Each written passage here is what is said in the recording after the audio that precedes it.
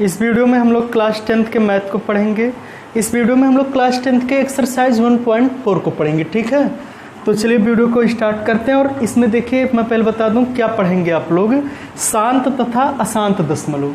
शांत तथा अशांत दशमलव होते क्या हैं, जैसे कि आप कोई भी चीज़ लिखा गया है 2/5, ठीक है, 2/5 लिखा गया है, तो आपसे पूछा जाएगा कि ये शांत है या अशांत है। तो आपने क्लास 9th में आप लोगों ने पढ़ा है, जब 2 को 5 से डिवाइड करें, ऐसे 2 को 5 से काटें तो कितना आएगा, 0.520 होता है। और लास्ट में क्या हो जाए, रिमाइंडर ना बचे, मतलब शेषफल ना बचे, तो वो होता है हमारा शांत दशमलव। जब क्या हो कि किसी संख्या को दूसरी संख्या से भाग दें और शेषफल हमारा 0 बचता है तो उसे हम शांत दशमलव कहते हैं। और अगर क्या होता है, शेषफल नहीं अगर कटता नहीं है, ठीक है, लास्ट तक वो कटता नहीं, ऐसी कंडीशन आ जाए कि वही नंबर रिपीट होता जाए, तो उसे हम कहते हैं अशांत दशमलव, ठीक है। अगर नहीं कट रहा तो अशांत, अगर कट जा रहा तो उसे हम शांत दशमलव कहेंगे।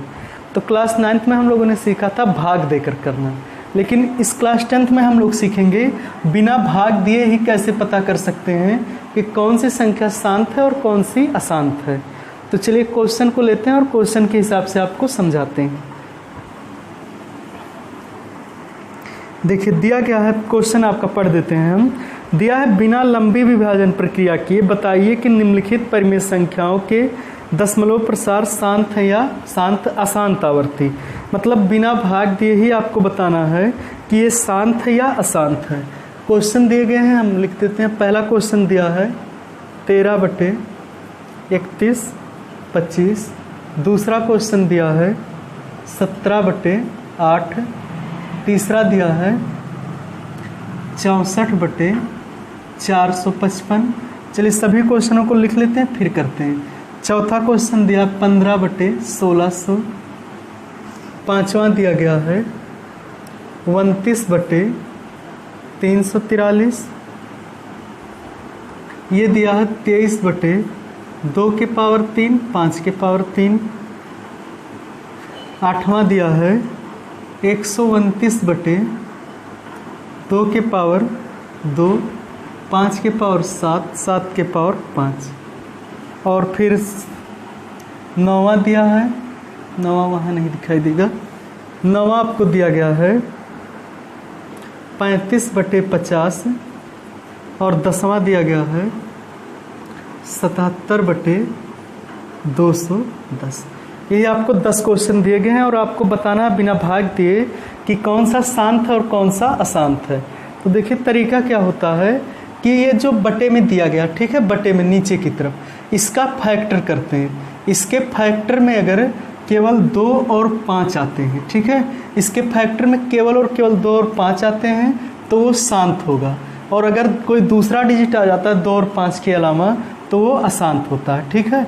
अगर केवल 2 और 5 आएंगे तो शांत होगा, अगर 2 5 के अलावा कोई दूसरी डिजिट आ जाती है तो वो अशांत होता है। चलिए पहले क्वेश्चन को चेक कर लेते हैं। 31/25। पहले 5 से काट लेते हैं। 5 से काटेंगे 5 6 30, 5 दूनी 10, 5 25। फिर 5 से काटेंगे 5 1 5, 5 दूनी 10, 5 25। 5 से काटेंगे 5 दूनी 10, 5 25, 5 25, 5 1 5। तो 31/25 के फैक्टर में क्या आया, केवल और केवल 5 आया।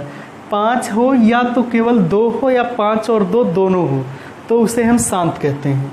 तो ये क्या होगा, शांत होगा, ठीक है। ऐसे इस 8 का अगर फैक्टर करते हैं तो 8 में क्या होगा, 2 × 2 × 2। देखिए इसमें 2 ही है तो ये भी क्या होगा, शांत होगा। 2 या 5 या 2 या केवल 5 आता है तो उसे हम शांत कहते हैं।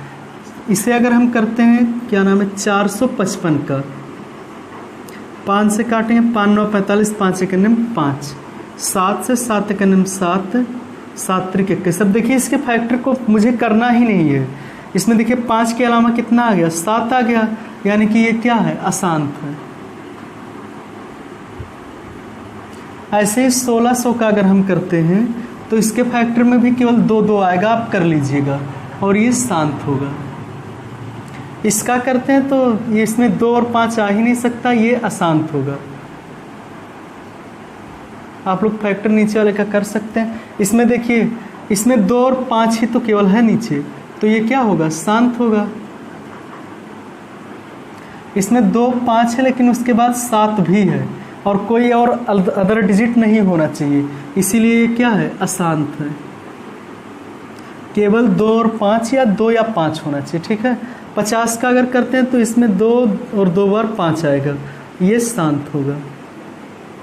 इसका करते हैं 210 का। देखिए 210 का फैक्टर अगर करेंगे तो 2 से 2 करने में 2, 2 पचे 10, 5 से काटते हैं अगर, 5 दूनी 10, 5 से करने में 5, 3 7 21। देखिए इसमें 3 भी आ गया, 7 भी आ गया, यानी कि ये भी क्या है, एक अशांत है।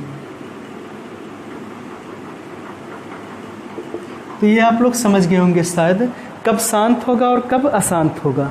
जब क्या हो कि किसी भी उस क्या नाम है फैक्टर के किसी भी भिन्न के हर में अगर उसका हर का गुणनखंड 2 या 5 या 2 और 5 दोनों आते हैं तो वो शांत होगा। अगर उसके अलावा कोई अदर नंबर आ जाता है तो वो अशांत दशमलव होगा। चलिए नोट कर लीजिए इसे आप लोग।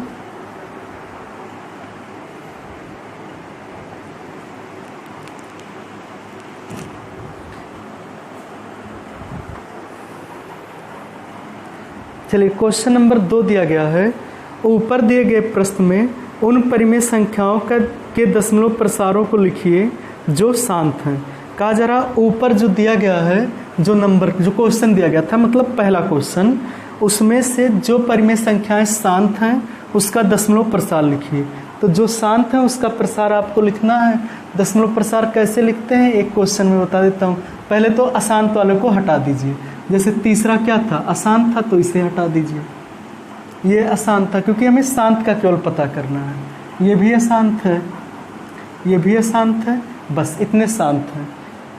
चलिए एक मैं बता देता हूँ, बाकी आप लोग कर लीजिएगा। पहला क्वेश्चन देख लेते हैं, दशमलव प्रसार कैसे करते हैं। 13/3125 है तो 13 में 31/25 से हम भाग देते हैं, ठीक है। चलिए और ऊपर से लिखते हैं, नहीं तो बड़ा हो जाएगा ये। इसे आप बाकी आप सब क्वेश्चनों को करेंगे, ठीक है, और इसके आंसर को कमेंट में कीजिएगा। पहला क्वेश्चन मैं कर देता हूँ।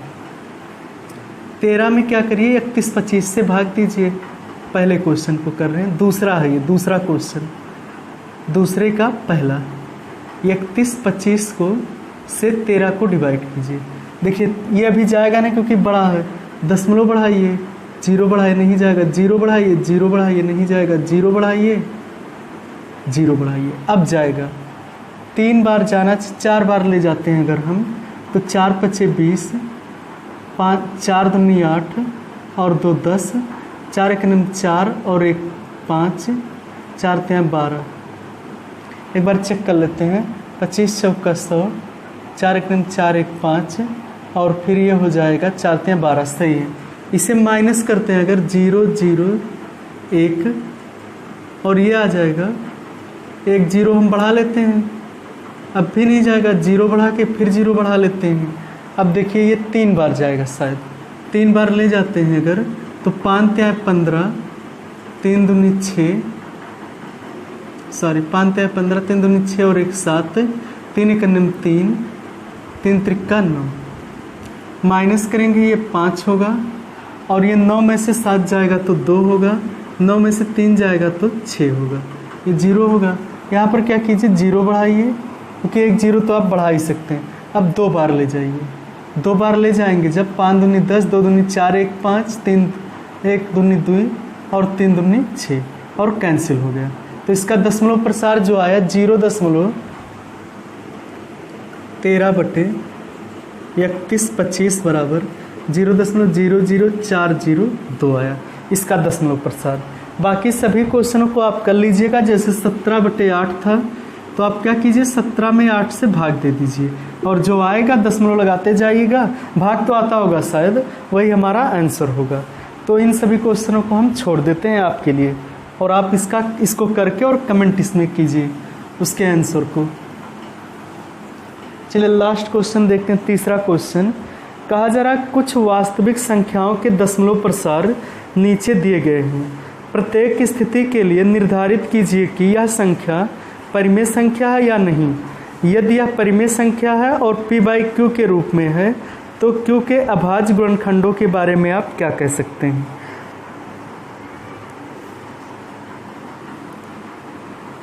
देखिए कहा जा रहा है कि इसमें से कौन सी संख्याएं p बाई क्यू के रूप में हैं, अगर हैं तो इसके अभाज्य गुणनखंडों के बारे में आप क्या कह सकते हैं।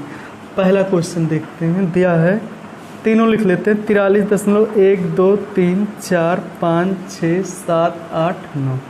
दूसरा क्वेश्चन दिया है 0.12012123121231234 तीसरा क्वेश्चन दिया है 43.123456789। यहाँ पर ऐसे दिया गया है।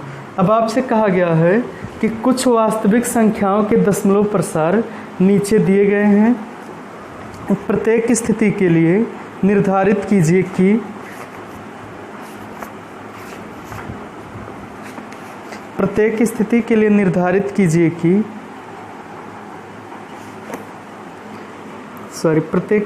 लिए निर्धारित कीजिए कि यह संख्या परिमेय संख्या या नहीं।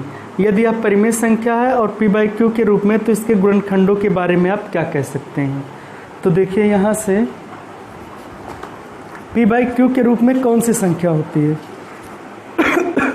p बाई क्यू के रूप में कौन सी संख्या होती है। देखिए इसे बटे के रूप में अगर लिखना तो हम इसे लिख सकते हैं, क्योंकि ये दशमलव हटा के और बटे में एक के पीछे उतना जीरो लिख सकते हैं। देखिए लिख देते हैं 4 3 1 2 3 4 5 6 7 8 9 बटे में एक और एक के पीछे 1 2 3 4 5 6 7 8 9 0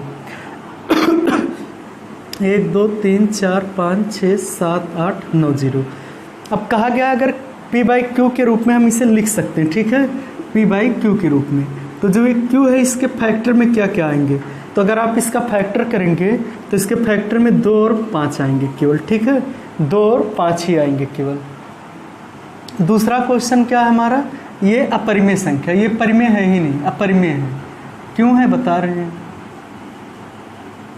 क्योंकि इसे p बाई क्यू के रूप में हम लिख ही नहीं सकते। कैसे लिखेंगे, 120 1200 12000 12 मतलब 1,20,000 इस तरह से है। अब आगे ऐसे बढ़ते जाएंगे, किसी सिस्टम में है ही नहीं। अगर बार लगा होता है नंबर, देखिए अपरिमेय कब होता है, नंबर सिस्टम का एक वीडियो बहुत अच्छा ही डाला गया है, आप लोग अगर नहीं देखें तो देख लीजिए। उसको देखने के बाद आप लोग जान जाएंगे कि कौन सी अपरिमेय और कौन सी परिमेय संख्या है। जो संख्याएं क्या हो, रिपीट हो या तो फिर डेसिमल के बाद लास्ट में ख़त्म हो जाए, उन्हीं को लिख सकते हैं। ऐसी संख्याओं को p बाई क्यू के रूप में नहीं लिख सकते, इसीलिए अपरिमेय है। इसे भी लिख सकते हैं, इसके नीचे 9999 होगा और इसके जो q का फैक्टर होगा उसमें 2 5 के अलावा भी एक अन्य नंबर भी होगा, ठीक है, इतना लिख लीजिएगा आप लोग। तो बस इस वीडियो में इतना ही। आज आपका पहला चैप्टर समाप्त हो गया है, कल से आपको दूसरा चैप्टर मिलेगा। अगर आप लोग इस चैनल पर नए आए हैं तो चैनल को सब्सक्राइब कर लीजिएगा और वीडियो को ज़्यादा से ज़्यादा शेयर कीजिए। धन्यवाद।